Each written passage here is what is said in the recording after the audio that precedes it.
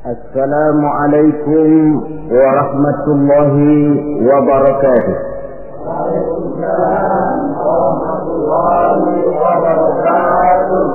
Bismillahirrahmanirrahim. Alhamdulillahi rabbil alamin.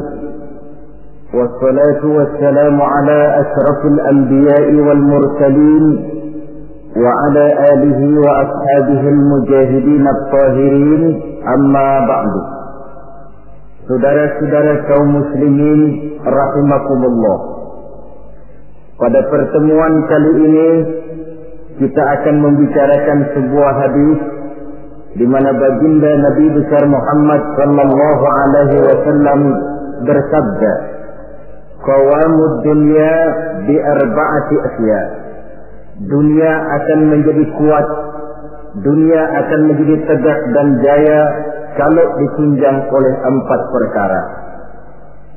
Jadi kalau desa yang kita diami ini ingin menjadi desa yang kuat, jikalau kota yang kita tinggali ini ingin menjadi kota yang kuat, bahkan jikalau negara yang kita cintai ini ingin menjadi negara yang kuat, maka di dalamnya harus ada 4 perkara, 4 pilar-pilar utama yang menunjang tegak dan jayanya suatu negara. Yang pertama, bi'ilmil ulama. Dunia akan menjadi tegak dan jaya kalau ditunjang oleh ilmunya para ulama. Diakui atau tidak, kita berhutang jasa kepada para ulama. Kita belum pernah bertemu dengan baginda Rasul, belum pernah pula mendengar beliau membacakan wahyu. Kalau sekarang sedikit-sedikit kita kenal agama, mengerti halal dan haram, pandai memilah dan memilih antara yang hak dengan yang batil, tahu mana yang pantas dan mana pula yang tercela, kenal Allah adalah Tuhan kita, itu termasuk jasa dan perjuangannya para ulama yang dengan penuh ketekunan dan keikhlasan dari surau ke surau, dari masjid ke masjid, dari desa yang satu ke desa yang lain di daerah-daerah terpencil, naik bukit turun lembah, kehujanan dan kepanasan, tidak digaji, tidak pula mendapat beras, ikhlas karena panggilan jiwa, seluruhnya tidak lain karena tanggung jawab kepada umat. Maka ulama adalah penerus risalah. Lebih dari sekedar penerus risalah, ulama adalah pewaris para nabi. Bersabda Rasulullah sallallahu alaihi wasallam, "Al-ulama'u masabihul ardi wa khulafa'ul anbiya'i wa warathatul anbiya." Riwayat Ibnu Adi dari Imam Ali karramallahu wajhah. Artinya, para ulama adalah lampu yang menerangi bumi ini. Para ulama adalah pengganti para nabi-nabi. Para ulama adalah warisanku dan para ulama adalah warisan para nabi-nabi. Saudara-saudara muslimin rahimakumullah. Alangkah tingginya martabat ini. Alangkah luhur dan mulianya jabatan ini. Para ulama adalah pewaris para nabi. Tetapi jabatan yang tinggi, mulia dan luhur ini bukanlah satu jabatan yang tanpa resiko. Karena kalau ulama adalah pewaris para nabi, kita tahu dari sejarah kehidupan para nabi-nabi terdahulu, tidak ada seorang nabi pun yang perjalanannya dalam mengembangkan risalah lurus dan bertabur bunga di kanan kirinya. Mereka menghadapi berbagai macam rintangan, halangan, fitnahan dan sebagainya dalam rangka menegakkan risalah. Maka kalau ulama adalah pewaris para nabi-nabi, mereka juga harus berani dan bisa mewarisi sifat yang dipunyai oleh para nabi-nabi terdahulu dalam mengemban misi risalahnya. Kita tahu dari sejarah misalnya, Nabi Zakaria dibunuh oleh karena tidak mau menghalalkan perkara yang telah diharamkan oleh Allah Subhanahu wa taala ketika dipaksakan oleh rajanya. Nabi Ayub alaihi salam dikucilkan oleh umatnya karena dianggap mengidap penyakit menular. Nabi Yusuf alaihi salam 9 tahun mendekam di dalam penjara karena tidak mau mengikuti bujuk rayu istri seorang pejabat tinggi. Nabi Ibrahim alaihi salam dibakar di tengah kobaran api yang menggunung karena tegak melaksanakan tugas risalahnya. Dan masih banyak lagi kisah-kisah para nabi yang lain yang merupakan cerminan betapa berat tugas mengemban risalah ini. Kalau para ulama adalah ahli waris Nabi, mereka harus berani korban nyawa seperti halnya Nabi Zakaria. Mereka harus siap dikucilkan oleh umatnya seperti halnya Nabi Ayub. Mereka harus siap mendekam dalam penjara seperti Nabi Yusuf. Dan kalau perlu, mereka harus siap dibakar untuk tegaknya suatu risalah seperti halnya Nabi Allah Ibrahim alaihi salam. Jangan cuma sekedar bangga dengan gelar pewaris para nabi, tetapi akhlak dan perjuangan, tuntunan dan perbuatan malah bertentangan dengan apa yang dicontohkan oleh para nabi. Ini namanya ahli waris gadungan. Atau cuma sekedar ngaku saja sebagai ahli waris, tetapi sama sekali tidak menjaga apa yang telah diwariskan oleh para anbiya tadi. Saudara-saudara kaum muslimin rahimakumullah, pindah dari contoh dari kehidupan para nabi, kita bisa juga mengambil contoh dari kehidupan para ulama-ulama terdahulu. Beberapa yang bisa kita angkat ke permukaan, misalnya sejarah kehidupan dari ulama yang saleh dan zuhud, Sa'id bin Zubair. Ketika ia ditangkap oleh Hajjaj bin Yusuf dan menjadi gubernur di Irak ketika itu, Sa'id bin Zubair ini dituduh sebagai orang yang anti kepada dinasti Umayyah. Maka dia pun disidang oleh Raja Gubernur Hajjaj bin Yusuf ini. Sa'id bin Zubair sebagai ulama yang teguh pendirian ditanya oleh Hajjaj bin Yusuf, namamu siapa? Sa'id bin Zubair. Tidak, kata Hajjaj, namamu bukan Sa'id bin Zubair, tapi namamu Sa'id bin Qusair. Di baliknya nama itu, Sa'id bin Zubair artinya si bahagia, anak si teguh. Kalau Sa'id bin Qusair artinya si sempit bin si pecah. Kata Hajjaj bin Yusuf, celaka benar orang tuamu yang telah memberikan nama seperti itu kepadamu. Yang menentukan celaka dan bahagia seseorang itu cuma Allah, kata Sa'id bin Zubair. Diam kamu, kata Hajjaj bin Yusuf. Nanti saya lemparkan kamu ke neraka. Kalau memang kamu yang punya neraka, sudah sejak lama engkau saya jadikan Tuhan, kata Sa'id bin Zubair. Menurut pendapatmu, Imam Ali di surga atau neraka? Kata Hajjaj bin Yusuf, cuma Allah yang menentukan seseorang di surga atau neraka, jawab Sa'id bin Zubair. Menurut pendapatmu, khalifah yang 4 itu mana yang paling baik? Semuanya baik. Saya menghormati orang-orang saleh yang benar-benar bertakwa kepada Allah Subhanahu wa ta'ala. Merasa dengan cara kasar, Hajjaj bin Yusuf tidak sanggup mengubah prinsip dan pendirian Sa'id bin Zubair, dirubahnya dengan cara yang halus. Ditawarkannya lah emas, intan dan berlian untuk Sa'id bin Zubair. Apa jawaban Sa'id? Hai Hajjaj bin Yusuf, apakah harta benda yang engkau berikan kepada saya, emas, intan, berlian yang banyak ini, akan bisa menolak kesengsaraan akhirat? Apa artinya gelimangan materi ini kalau saya harus masuk ke dalam neraka? Kata Hajjaj, tidakkah kau mau minta ampun kepada saya? Lebih baik saya mohon ampun kepada Allah. Baik, kalau memang itu pilihanmu, kamu terpaksa saya bunuh. Dibunuh pun keyakinannya tidak bergoyah. Ini contoh dari generasi terdahulu, seorang ulama yang saleh dan zuhud bernama Sa'id bin Zubair. Demikian juga Imam Malik, seorang imam mazhab pada satu saat beliau memberikan fatwa bahwa tolak dari seorang suami terhadap istrinya dalam keadaan dipaksa, maka tolaknya itu tidak sah. Begitu juga sumpahnya orang yang terpaksa, sumpahnya pun tidak sah. Yang jadi gubernur di kota Madinah pada waktu itu ialah Ja'far bin Sulaiman Al-Hashimi. Dia tidak senang kepada fatwa ini. Dimintanya Imam Malik untuk mencabut kembali fatwanya.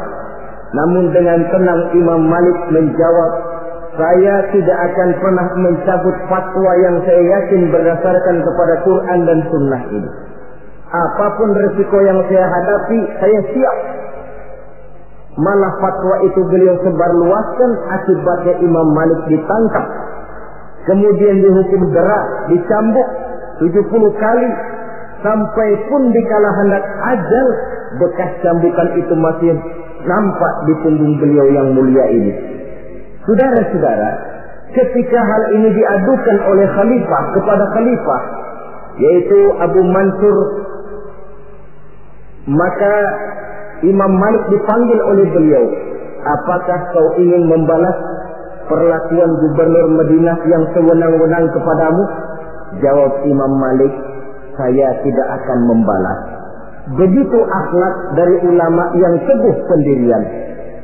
Demikian juga Imam Ahmad bin Hanbal, yang karena teguh mempertahankan fatwa, prinsip dan pendiriannya, beliau mendekam dalam penjara bahkan sampai melampaui 3 masa kekhalifahan, sejak Al-Ma'mun, Al-Mu'tasim sampai Khalifah Al-Wasiq. Ada satu contoh lagi, Imam Nawawi rahimahullah. Beliau tinggal di negeri Syam yang diperintah oleh Raja Zahir Baibas. Satu saat negeri Syam ini dihantam oleh musim kemarau yang panjang. Rakyat kelaparan, binatang ternak kelaparan, ditambah lagi oleh ancaman dari orang-orang barbar yang sangat mengancam keamanan negara pada waktu itu. Maka satu hari khalifah atau pemimpin Zahir Baibas ini mengumpulkan para ulama untuk meminta persetujuan mereka. Maksud raja ingin mengambil dana dari seluruh rakyat negeri Syam untuk biaya perang mempertahankan negara dari kemungkinan serangan kaum barbar. Sebagian besar para ulama pada waktu itu tertunduk, hanya bisa menyetujui apa yang dikomandokan oleh rajanya ini. Lain dengan Imam Nawawi rahimahullah. Beliau dengan tenang menjawab, Tuan Raja, saya bukan tidak setuju untuk mengambil pajak biaya dari rakyat untuk membiayai perang. Tetapi saya melihat rakyat kita ini sekarang sedang susah dan sengsara. Musim kemarau panjang, binatang ternak mati, rakyat kita sudah cukup susah. Menurut pendapat saya, kata Imam Nawawi, lebih baik tuan-tuan sajalah yang mengeluarkan biaya. Tuan dulu adalah budak dan belum memerdekakan diri tuan. Tuan juga mempunyai budak-budak belian, mempunyai dayang-dayang yang mereka itu berpakaian mewah, bertasakan emas, intan, berlian. Daripada rakyat kecil yang kita peras, Tuan Raja, lebih baik anggota kerajaan saja yang sudah cukup menikmati kekayaan. Rakyat yang sudah kadung sengsara, jangan ditambah lagi kesengsaraannya. Raja tentu melotot. Kata raja, Tuan Imam, tidak pantas Tuan bicara macam itu di majlis ini. Kalau Tuan anggap saya tidak pantas bicara semacam itu, ketahuilah, lebih tidak pantas lagi saya ikut memberikan fatwa untuk memeras rakyat yang memang sudah miskin. Kalau begitu keluar saja kamu dari sini. Baik, keluar Imam Nawawi dari kota Damaskus, pulang kembali ke desa beliau, satu desa kecil bernama Nawa, sehingga beliau disebut Nawawi karena kelahiran kota Nawa itu. Setelah Imam Nawawi kembali ke kota Nawa ini, para ulama-ulama yang tadi kagum dengan pendirian imam yang teguh ini, mereka beramai-ramai datang menghadap raja. Tuan Raja, sebaiknya Imam Nawawi jangan diusir. Sebaiknya minta beliau kembali tinggal ke Damaskus, di Damaskus, karena beliau tempat kami bertanya, beliau tempat kami mengadu, beliau pergi kami merasa kehilangan sekali. Raja yang memang marahnya sudah reda-reda, akhirnya membentuk satu panitia, memanggil kembali Imam Nawawi masuk ke kota Damaskus dengan segala kebesaran akan disambut. Apa jawab Imam Nawawi? Selama Raja Zahir Baibas masih tinggal di kota Damaskus, saya tidak akan pernah masuk ke kota Damaskus. Kalau dia sudah keluar dari sana, saya akan baru masuk ke kota Damaskus. Ini satu contoh dari ulama yang teguh memegang prinsip dan pendirian. Demikian juga halnya nasib yang menimpa Ibnu Taimiyah yang mendekam dan meninggal dalam penjara.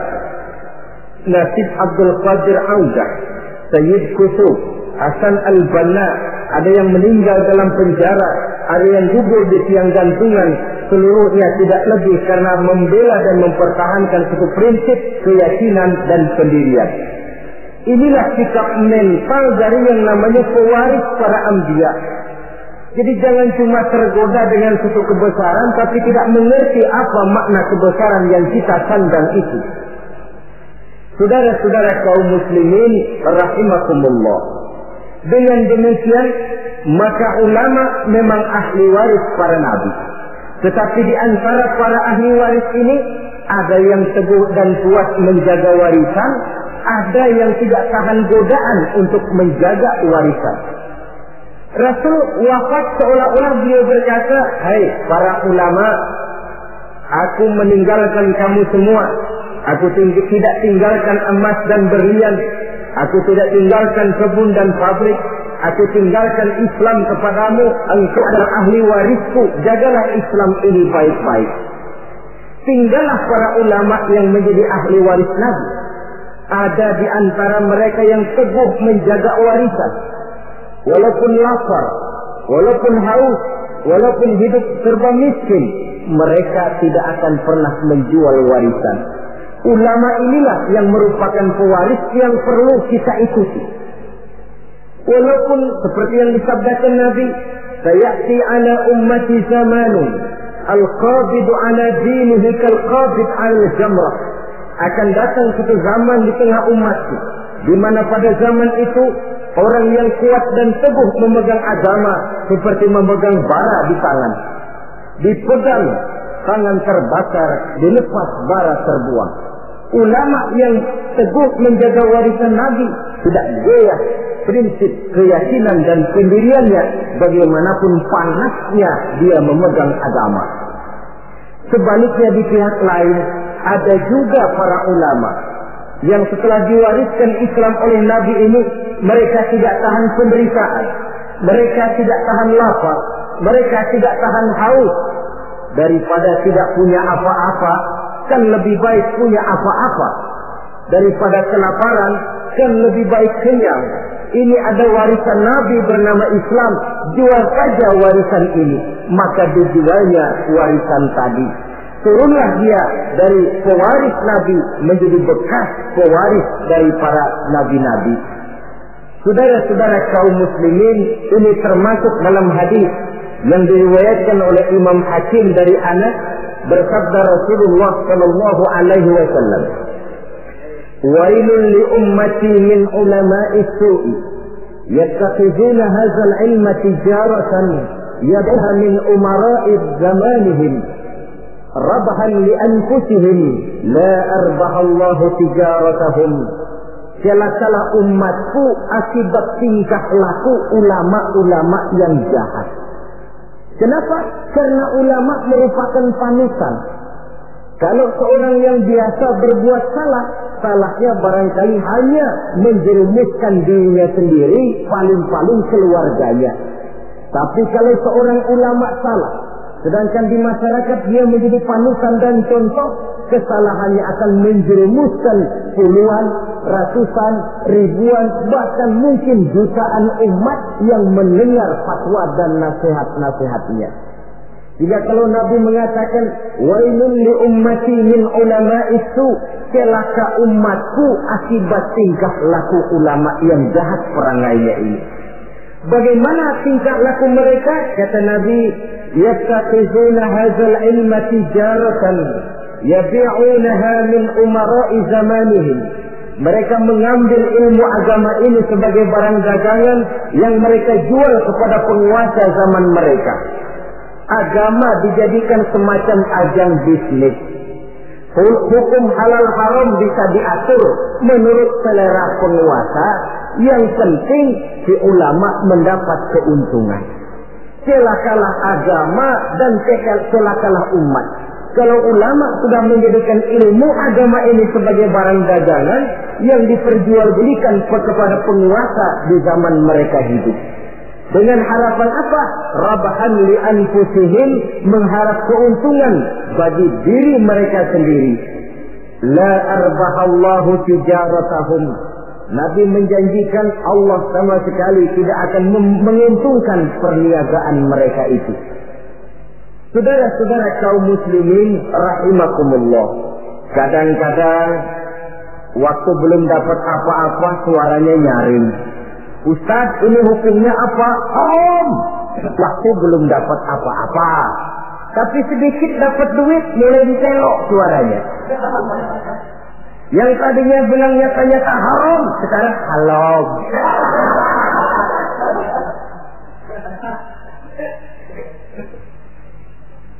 Karena itu dalam Islam, kita ini bukan diperintah untuk berkata keras, tetapi diperintah untuk berkata benar. Qaulan sadida ay qaulan haqqa. Apa bedanya keras dengan benar? Keras belum tentu benar. Tapi untuk menyampaikan kebenaran, kadang-kadang memang perlu sedikit keras. Pak Ustaz, ini hukumnya apa? Haram. Alah, sudahlah. 1 juta. Haram dikit dah. Haram dikit. Kalau 2 juta dikasih, bisa jadi halal itu. Itu keras tapi tidak benar. Yang dimaksud ucapan yang benar, ini hukumnya apa Pak? Haram. Bagaimana kalau 1 juta? 2 juta juga haram. Sekali haram, selamanya tetap haram. Itu ucapan yang benar, bukan cuma sekedar keras tapi macam kerupuk. Sedikit kehujanan sudah kerpek-kerpek nggak keluar. Saudara-saudara kaum muslimin rahimakumullah. Karena ulama adalah penerus risalah. Karena ulama adalah pewaris para nabi. Maka kesalahan para ulama mempunyai dampak dan resiko yang sangat besar. Sebab kesalahan itu akan diikuti oleh umat. Jika benar kalau dikatakan wailun li ummati min ulama'i su, celaka umatku akibat tingkah pola dari ulama-ulama yang jahat ini. Malu kita kalau bercermin dari kepribadian macam ulama Sa'id bin Jubair. Malu kita kalau mencontoh kepada Imam Malik, kepada Imam Ahmad bin Hanbal, kepada Imam Nawawi.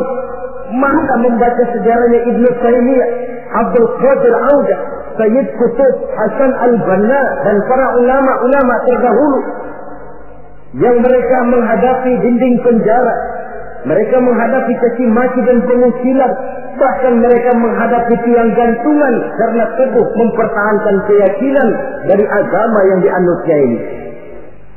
Maka kepada adik-adik saya para santri di pondok-pondok pesantren, kepada sahabat-sahabat yang tengah menekuni dan mendalami agama, yang pada waktunya akan menerima estafet meneruskan perjuangan para ulama, siapkan mental bahwa menjadi pewaris para nabi artinya menjadi manusia yang satu saat siap untuk susah, siap untuk melarat, siap berhadapan dengan caci maki umat, siap untuk dikucilkan, siap mendekap di dalam penjara, bahkan siap menghadapi tiang gantungan. Tidak ada hidup yang lebih indah selain karena hidup untuk satu keyakinan. Tidak ada perjuangan yang lebih indah selain perjuangan untuk membela dan mempertahankan satu keyakinan. Dan tidak ada mati yang lebih indah selain mati untuk satu keyakinan. Saudara-saudara kaum muslimin rahimakumullah. Saya kembali kepada pokok persoalan. Sebagai pewaris para nabi, memang ini merupakan satu kehormatan yang mulia dan terpuji, tapi bukannya tanpa resiko. Jadilah para pewaris yang teguh memegang warisan dan jangan menjadi ahli waris yang karena berbagai godaan lalu menjual warisan tadi sehingga kita termasuk bukan lagi sebagai ahli waris tetapi sudah bekas dari ahli waris. Pantas kalau Al-Imam Al-Ghazali rahimahullah di dalam Ihya-nya beliau menjelaskan bahwa pada dasarnya ulama itu dua macam. Pertama, oleh beliau dinamakan ulama akhirat. Yang ciri-cirinya, pertama, mereka itu mengajak manusia ila tauhid, mengajak manusia dari kemusyrikan kepada tauhid, dari ketergantungan kepada benda menjadi orang yang hanya bergantung kepada Allah. Yang kedua, mereka mengajak manusia minar rughbi ila zuhdi, dari tamak dan rakus kepada dunia menjadi sikap zuhud. Yang ketiga, mereka mengajak manusia minar riya ila ikhlas, dari penyakit riya kepada sifat terpuji yang bernama ikhlas. Yang keempat, mereka mengajak manusia minal adawah ila nasihat, dari sikap permusuhan kepada sikap saling nasihat menasihati. Adapun yang kedua yang oleh beliau dinamakan ulama dunia dan dalam bahasa populernya dinamakan ulama usu atau ulama-ulama yang jahat, termasuk cirinya di antara mereka ulama yang suka memberikan fatwa yang sesat, atau kalau tidak sesat tapi membuat bingung umat. Hukum yang sudah jelas dibikin remeng-remeng, samar-samar sehingga umat lalu menjadi kebingungan. Atau ulama yang suka menyebarkan fitnah, jual muka jilat sana jilat sini untuk mendapatkan kedudukan. Kemudian juga termasuk penjilat dan bermoral rendah, selalu kasak kusuk mengejar kedudukan. Kalau perlu menggunting dalam lipatan, menjegal kawan seiring tidak jadi soal asal dia bisa naik ke atas. Karena itu, sungguh pun kita diperintahkan untuk mengikuti ulama. Marilah mengikuti ulama yang benar-benar teguh menjaga dan memelihara warisan dari para nabi ini. Dengan begitu, maka kita sudah berpegang kepada pesan Allah Subhanahu wa taala dalam Al-Qur'an, "Fa in tanaza'tum fi shay'in farudduhu ila Allah wa rasul." Apabila kamu berbeda pendapat tentang suatu perkara, kembalikan kepada Allah dan Rasulnya. Artinya, kembalikan kepada Quran dan Sunnah. Maksudnya, kembalikan kepada orang yang mengerti tentang Quran dan Sunnah, yaitu para ulama. Dalam bentuk yang lebih tegas Allah katakan, "Fas'alu ahla dzikri in kuntum la ta'lamun." Apabila kamu memang tidak mengetahui, maka bertanyalah kepada mereka yang tahu. Termasuk dalam masalah-masalah agama, ulama-lah tempat kita bertanya. Saudara-saudara kaum muslimin rahimakumullah, mengambil hukum langsung dari Quran dan Sunnah sepenuhnya tidak dilarang, asal saja orang tahu diri. Tahu diri macam mana? Kalau saudara dari Jakarta akan berangkat ke Surabaya, mobil punya, mesin ngerti, SIM STN komplit, peraturan lalu lintas tahu, jalanan Jakarta Surabaya pun hafal, silahkanlah berangkat sendiri, insya Allah selamat. Tapi kalau saudara mobil saja tidak punya, peraturan lalu lintas pun tidak tahu, jalanan Jakarta ke Surabaya lewat mana saudara sepenuhnya juga tidak tahu, saya yakin lebih aman kalau saudara naik kereta. Ikut masinis yang memang Jakarta Surabaya sudah jalanannya tiap hari. Itu sebabnya seorang ulama besar macam Imam Nawawi rahimahullah, ketika satu hari seorang santrinya datang, kata santrinya ini, kenapa? Tuan ini allamah, bahrul ulum, lautan ilmu, hafaz Quran, hafaz ribuan hadis, mengarang kitab-kitab besar. Kenapa tidak bikin mazhab sendiri saja? Imam Nawawi dengan penuh tawadhu menjawab, maaf, saya lebih aman ikut kepada Imam Syafi'i. yang hafaz Quran, yang hafaz ribuan hadis, yang mengarang kitab-kitab besar, masih merasa dirinya lebih aman mengikuti Imam Syafi'i. Ini akhlak. Saya khawatir kalau saudara tidak tahu jalanan Jakarta Surabaya, lalu berangkat sendiri, kemungkinan sesaknya 80%. Mau berangkat ke Surabaya, tahu-tahu jebulnya bisa di Gunung Kidul. Kalau cuma sekedar saudara yang sesat, barangkali resikonya pribadi. Tapi untuk menyesatkan orang, inilah yang jadi masalah. Kita di awal tadi saya katakan belum pernah bertemu Rasul.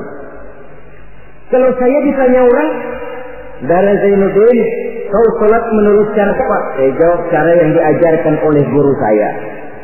Gurunya, ya dari gurunya. Gurunya dari gurunya lagi. Terus sambung menyambung sampai kepada Imam Syafi'i.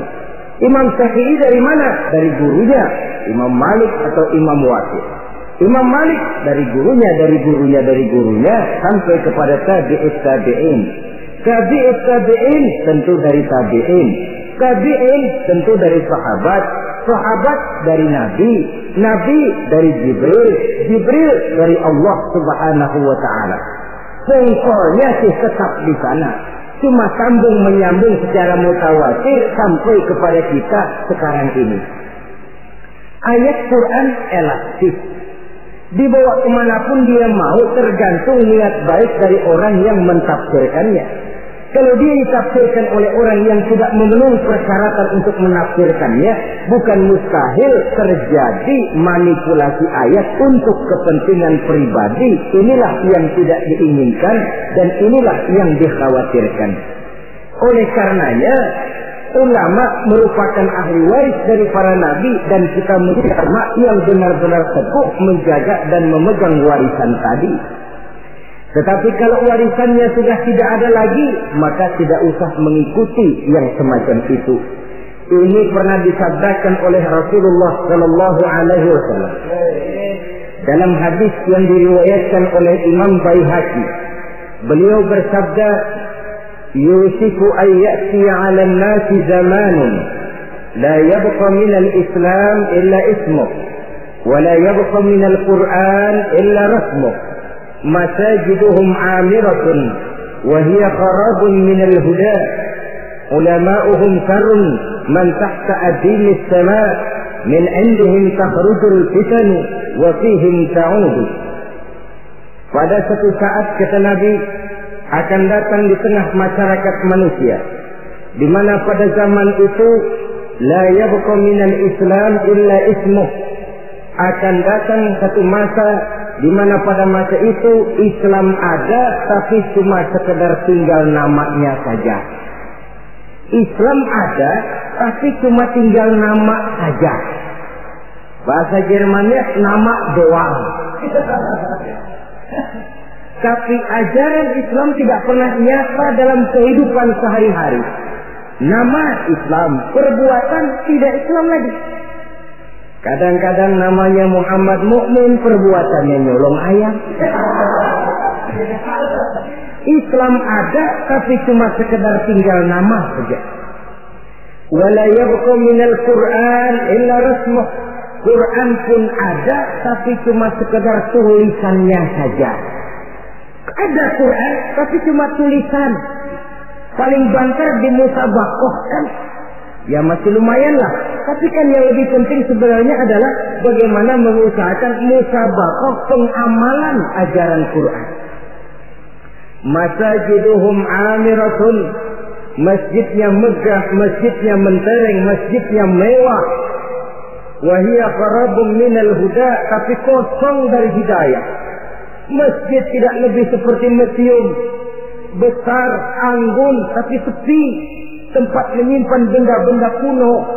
Itu nasib masjid di zaman itu, di mana Islam cuma tinggal nama, Quran cuma tinggal tulisan.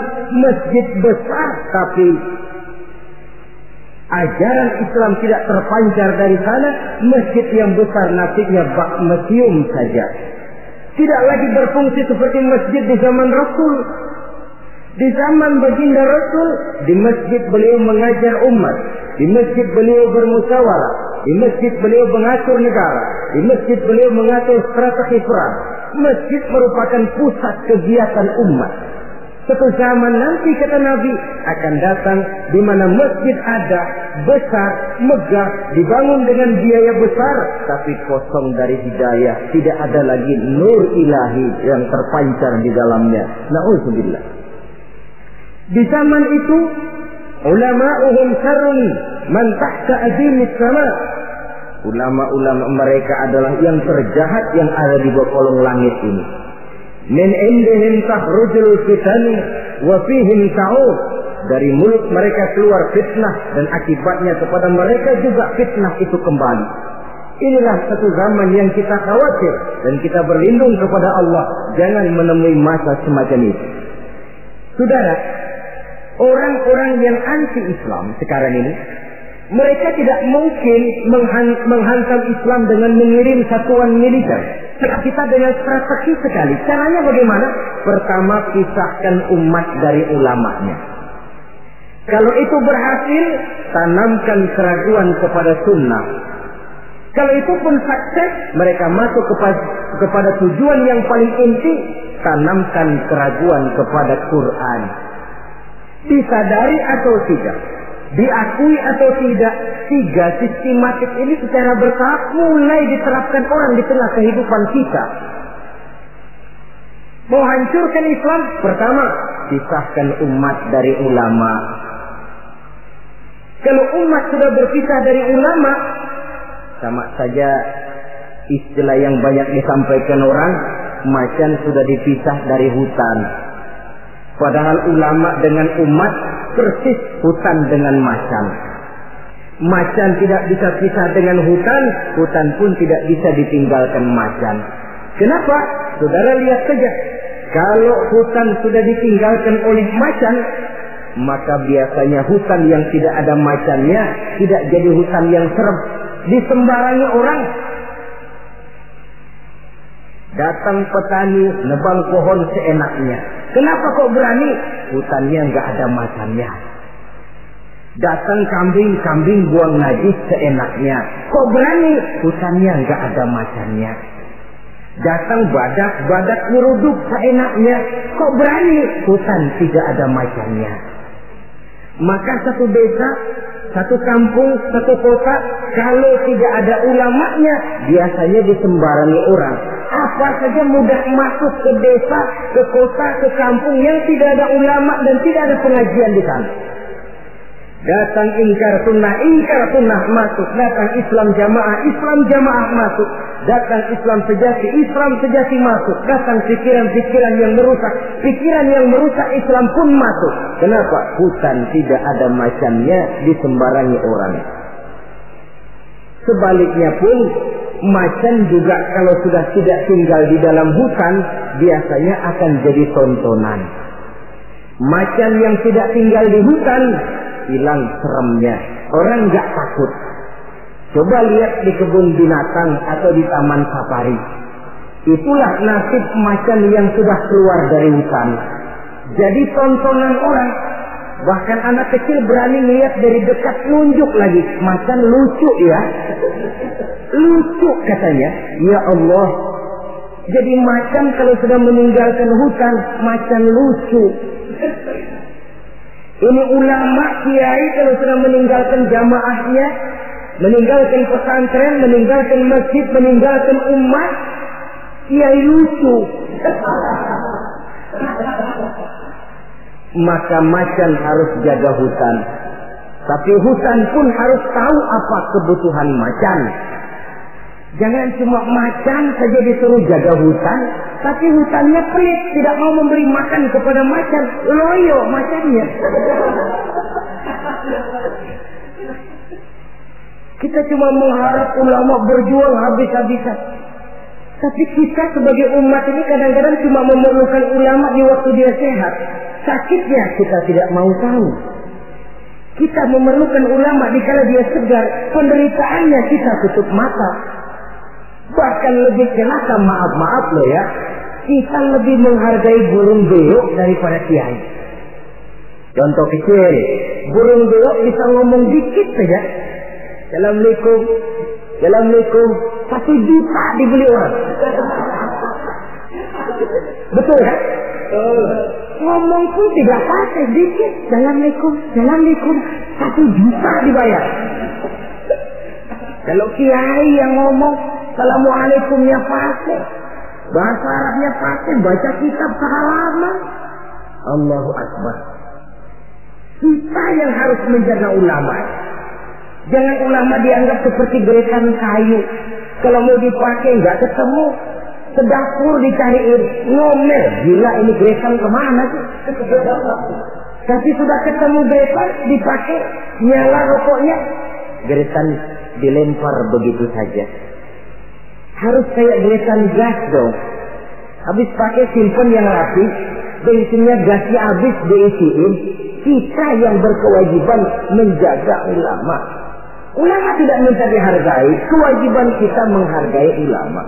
Ulama tidak minta dihormati, tugas kita menghormati ulama. Saudara-saudara kaum muslimin rahimakumullah. Jadi tahap pertama, pisahkan umat dari ulama. Kalau ini berhasil, mereka masuk kepada ronde yang kedua, tanamkan keraguan kepada sunnah. Sebenarnya bukan cuma ulama yang manusia, Nabi juga manusia. Sebagai manusia kan beliau bisa saja salah, dan ternyata hadis banyak yang palsu. Yang otentik cuma Quran, selebihnya adalah sejarah. Karena itu Quran saja, sunnah tidak ada. Dan ingkar sunnah ini bukan soal baru. Di akhir Khawarij, masa Khawarij sudah ada orang-orang yang ingkar sunnah. Sama saja dengan orang yang ibu jari, jempolnya ini luka, lalu berpikir daripada jempol luka, lebih baik tangan kita ini dipotong saja, nanti kan jempolnya nggak sakit. Memang jempolnya nggak sakit, kenapa? Sebab nggak punya tangan. Kalau toh hadis memang ada yang palsu, kenapa tidak yang palsu itu saja yang disingkirkan? Kan masih banyak hadis yang sahih, hasan dan lain sebagainya. Itu perlunya ilmu mustalahul hadis. Saudara-saudara kaum muslimin rahimakumullah. Kalau ini pun berhasil, mereka akan masuk kepada yang paling target utama, menanamkan keraguan kepada Al-Quranul Karim. Ini Quran lahir 14 abad yang lalu dan berhasil menjawab tantangan zaman itu. Ini namanya pola pikir yang kata mereka dialektika historis, berpikir menurut dialeknya sejarah. Sekarang adalah abad neutron, abad Challenger, abad komputer. Masih mampukah Quran yang lahir di zaman onta menjawab tantangan zaman ini? Ditanamkan keraguan kepada sunnah. Mereka cari ayat-ayat, spesialisnya mencari ayat-ayat untuk menghantam kelemahan kita itu sendiri. Saudara-saudara, sistematiknya begitu. Dipisahkan kita dari ulama, ditanamkan keraguan kepada sunnah, dan klimaks paling puncak ditanamkan keraguan kepada Al-Quranul Karim. Nah, masalahnya sekarang tentang kita dan ulama.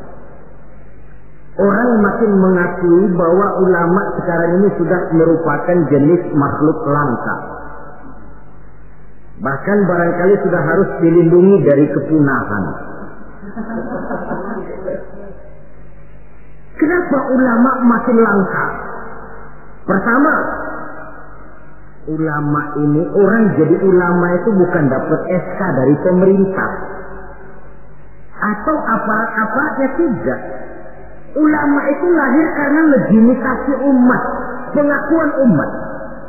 Ilmunya diakui, akhlak, ibadah dan perjuangannya jadi panutan, umat lalu memberikan gelar kiai, ulama. Oleh karena itu dia dikatakan pemimpin non formal.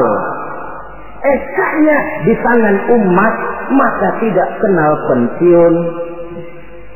Apa pernah saudara dengar ada pensiunan kiai?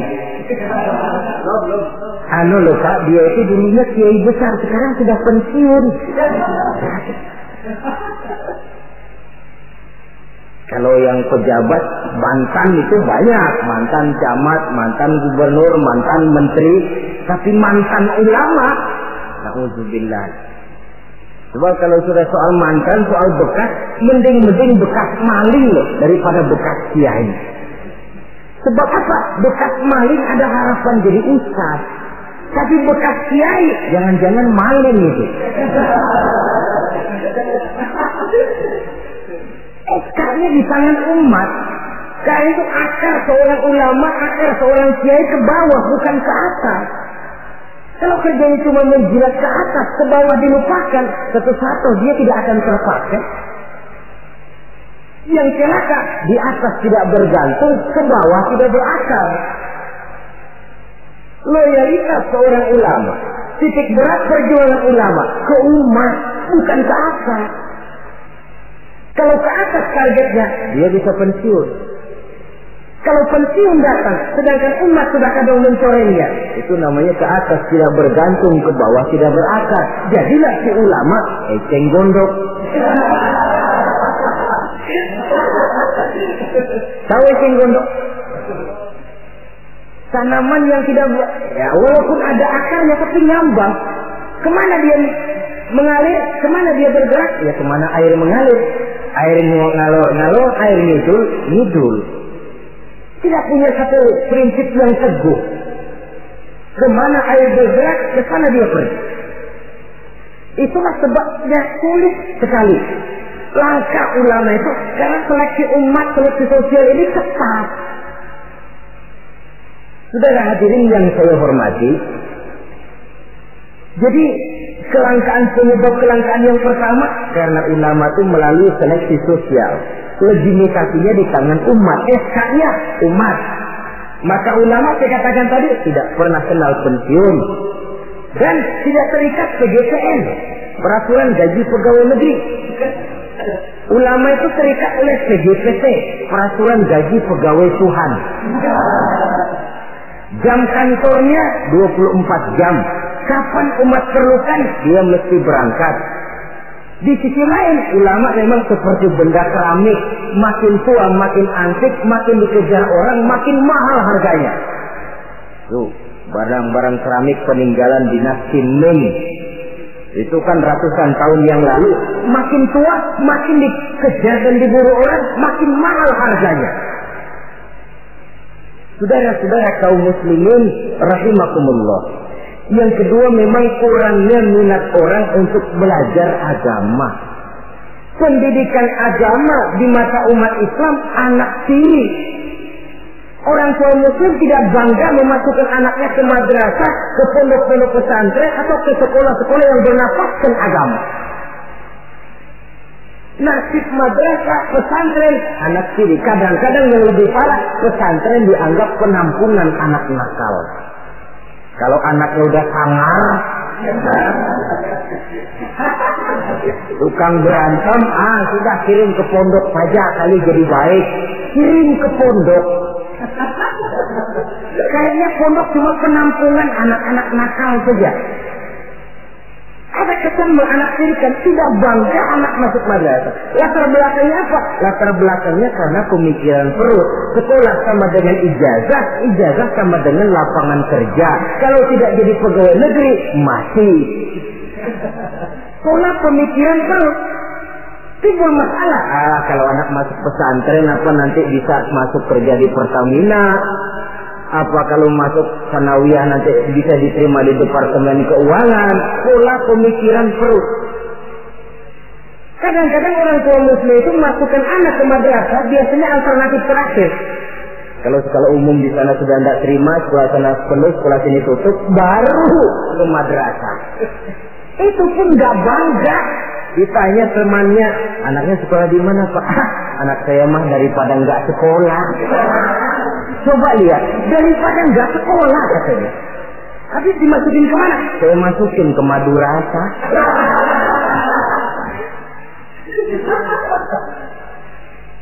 Padahal satu hadis Nabi pernah memberikan gambaran. Inna Allah la yaqbidul ilma intiza'an yantazi'uhu min suduril ibad, walakin yaqbidul ilma biqabdil ulama. Allah Subhanahu wa ta'ala menarik ilmu pengetahuan tidak dengan mencabutnya dari hati seorang hamba, tapi Allah menarik ilmu pengetahuan dengan jalan mewafatkan ulama. Dan kenyataan mengajarkan kalau lurah mati, hari ini dia mati, besok naik gantinya. Camat meninggal, lusa dilantik gantinya. Jenderal wafat, tahun depan minggu depan naik gantinya. Tapi kalau sudah kiai wafat, ulama meninggal, 5, 10, 15, 20 tahun yang akan datang, belum tentu akan muncul gantinya. Saudara-saudara kaum muslimin rahimakumullah. Dua penyebab ini yang menyebabkan langkahnya ulama. Di antara yang langka itu pun lebih langka lagi yang teguh dan kuat memegang warisan. Oleh karenanya kita mempunyai pengharapan yang besar. Apalagi seorang ulama tidak mutlak harus muncul dari pondok pesantren. Mungkin saja dari perguruan tinggi umum yang diimbangi dengan mengaji, mendalami kitab-kitab agama dari ulama-ulama terkemuka, sehingga dia bisa memadukan antara kemampuan intelektualnya dengan bimbingan keagamaan, berpadu nur ilahi dengan kemajuan sains, menjadi teknokrat yang berjiwa agama dan berilmu agama. Saudara-saudara kaum muslimin rahimakumullah, sama saja saudara punya gelas satu lotin, 2 hari sekali pecah satu, lama-lama kan habis. Saudara tidak usah bingung kalau pabriknya mesti terus bikin gelas. Sebaliknya, saudara punya gelas satu gudang, 1 hari sekali pecah satu, lama-lama habis kan. Pabriknya sudah kadang berhenti bikin gelas. Begitu gelas saudara habis, pabriknya berhenti bikin gelas. Kira-kira di mana kita minum? Bisa pakai tangan, bisa dibatok, bisa pakai daun lah. Ulama wafat, kita sedih. Tapi tidak usah bingung kalau pabrik yang bikin ulama itu masih jalan terus. Apakah itu majelis taklim, pondok-pondok pesantren, pembinaan keagamaan secara intensif. Karena memang makin ke depan tantangan ini makin tidak ringan. Diperlukan ulama-ulama yang sanggup menjawab tantangan zamannya, karena menyampaikan Islam berarti memberikan jawaban Islam terhadap masalah-masalah kehidupan. Saudara-saudara kaum muslimin rahimakumullah, sebuah riwayat ingin saya sampaikan menutup uraian yang singkat ini. Di zaman Bani Israel hiduplah 7 orang ulama yang masih muda-muda.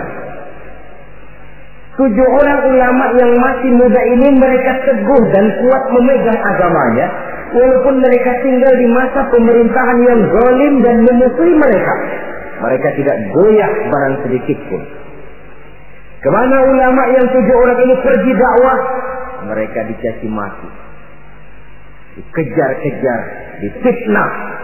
Nah, ulama yang 7 orang ini diikuti dengan setia oleh seekor anjing. Kemana ulama yang 7 pergi dakwah, anjing ikut. Ulama yang 7 orang dikejar-kejar, anjing diuber-uber. Ulama yang 7 orang dicaci maki, anjing diomelin. Ulama yang 7 orang dilontari dengan batu, anjing pun disambitin dengan batu sampai patah kaki depannya si anjing karena setia mengikuti ulama yang 7 orang itu. Akhirnya 7 orang ulama dan seekor anjing ini mereka uzlah, sembunyi dan nyepi dalam sebuah gua. Mereka tidur di dalam gua itu 309 tahun lamanya, yang dikenal dalam Al-Quran dengan peristiwa Ashabul Kahfi. Ringkas cerita, nanti di akhirat, dikala setiap orang sibuk dengan urusannya masing-masing, sehingga sangat boleh jadi saudara tidak sempat memikirkan saudaranya, istri tidak sempat memikirkan suaminya, bapak tidak sempat memikirkan anaknya. Tiap orang sibuk dengan urusan masing-masing. Dalam suasana sibuk macam itu, tiba-tiba terdengar pengumuman dari bawah aras. Pengumumannya kalau bahasa kita begini. Pengumuman ditujukan kepada penduduk padang mahsyar, sebentar lagi 7 orang ulama akan masuk surga. Hadirin diminta supaya berdiri. Kagum penduduk mahsyar, Masya Allah siapa orangnya. Kita dihisab saja belum, ini sudah diperintahkan masuk surga tanpa dihisab. Diri mereka mau lihat. Rupanya 7 orang ulama itu. Seorang demi seorang, 1, 2, 3, 4, 5, 6, 7. Sudah 7 dikira selesai. Paling belakang anjing. Rucuk. Mau masuk ke surga. Sampai di pintu surga tetap. Mau kemana anjing? Ke surga Pak. Enggak boleh.